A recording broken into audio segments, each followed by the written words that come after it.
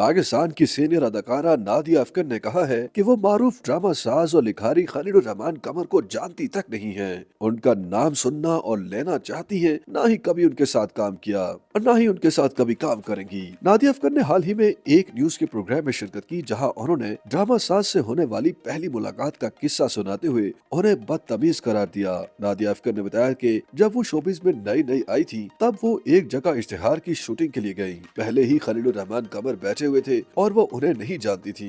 उनके मुताबिक खलीलुर रहमान कमर टांग पर टांग रखकर सिगरेट नोशी करने में मसरूफ थे और उनके कमरे में दाखिल होने के बावजूद उन्होंने अपने बैठने और बात करने के अंदाज को तब्दील नहीं किया।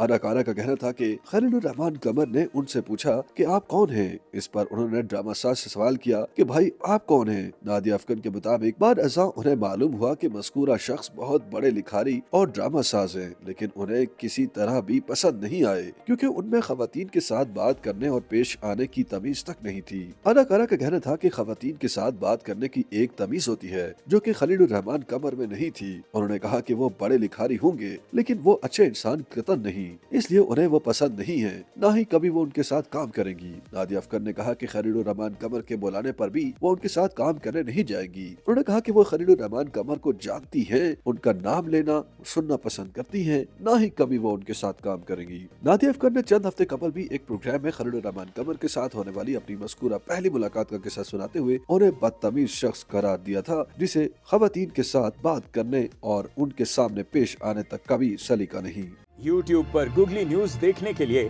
youtube.com की सर्च बार में गूगली न्यूज टीवी टाइप करें। गूगली न्यूज के पेज पर सुर्ख रंग के सब्सक्रिप्शन वाले बटन पर क्लिक करना ना भूलिए। YouTube पेज पर अपलोड होने वाली वीडियोस से बाखबर रहने के लिए बेल आइकन पर क्लिक कीजिए। आपको हर नई वीडियो के बारे में नोटिफिकेशन मौसूल हो जाएगा।